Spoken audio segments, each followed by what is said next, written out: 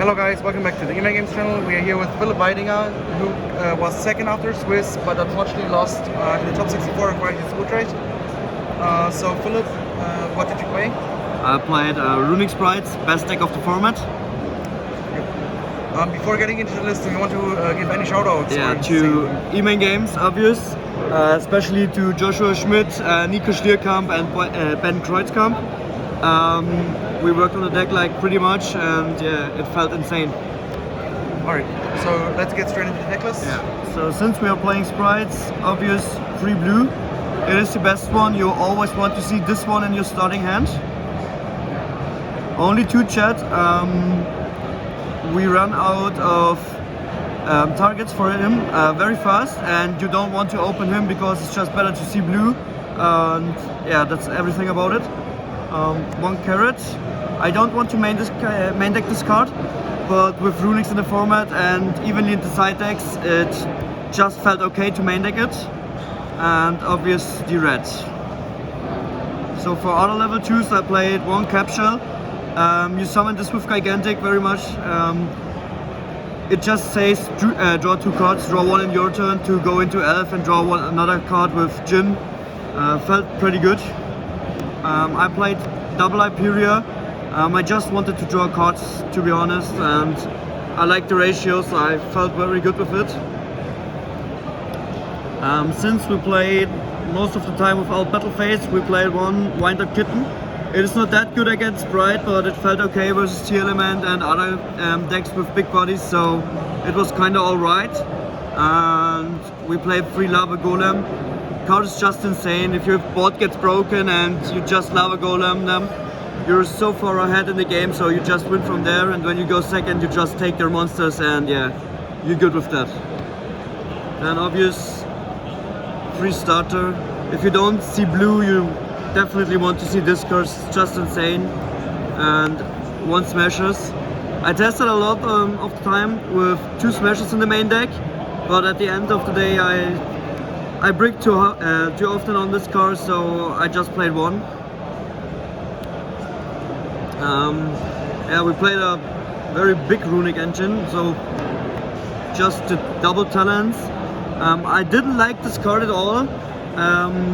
It felt like a win more card, and I think I will not play this again if I play another tournament in this format. And to the good cards, 3 Engage, Flashing Fire, Freezing Curses, Destruction.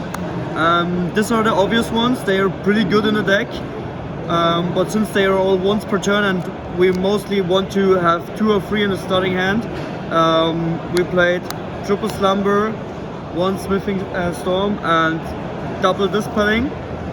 Those are most likely just to summon or trigger Fountain. If you control a monster, you can just trigger this one, and this will actually do something, because in Sprite format, when your opponent adds a card, he just randomly discards 1 and you can draw again. It's insane. We played double Fountain. I never thought about playing only 1.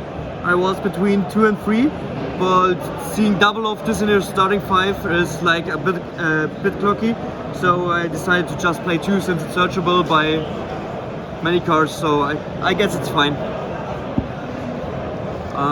For the extra deck, I played triple Yugen, 1 Gary. Triple Yugen was needed definitely, and the Gary is just insane to play into boards. Played Onibin Maru and Jin. This is to just recycle to just out monsters.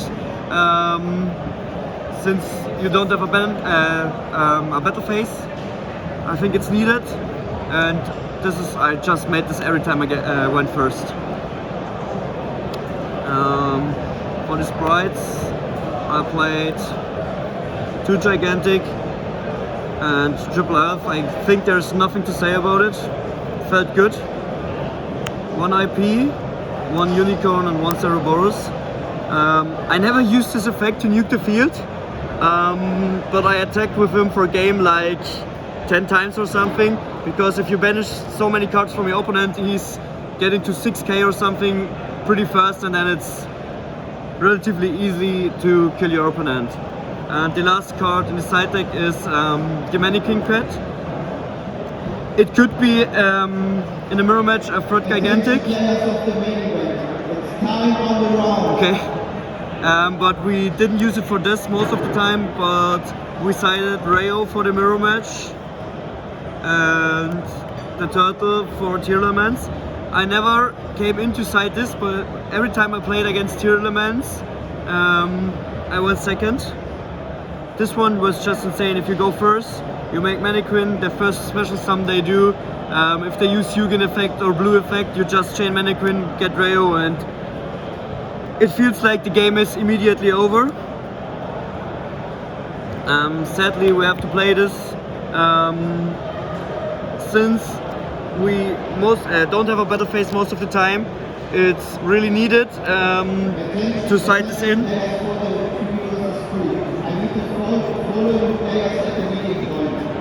To side this in, even with 15 or 20 minutes on the clock, because you don't know how long the game will take, and it's just better to have it in the deck and then lose in time because you don't have a battle phase.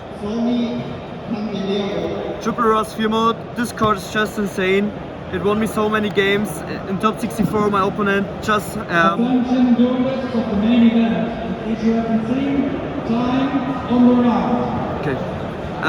he sadly passed on Elf and Toad. If he had a Felt Monster, I probably would have been in top 32. But that's Yu-Gi-Oh! I'm kinda sad about that, but it happens. I played Triple Droplet in the side, just for combo decks I didn't know, or Math Maker or Flundery, stuff like that. One card against Hand Trap Sprites, Tier Element Hand Traps, or something like that, where called is good going first.